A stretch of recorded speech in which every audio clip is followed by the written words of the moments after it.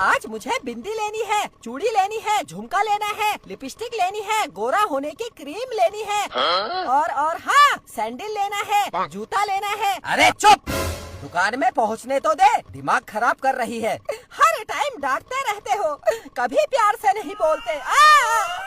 पहले तो कहते मेरी बीबी तुझे जो खरीदना होगा खरीद लेना, पूरा बाजार खरीद लेना, पर नहीं, चुप कह रहे हो, चुप चुप।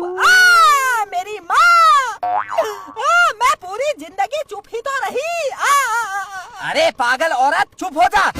अच्छा मैं पागल हूँ? हाँ हाँ है तू पागल। अच्छा ठीक है, आज के बाद मैं पागल।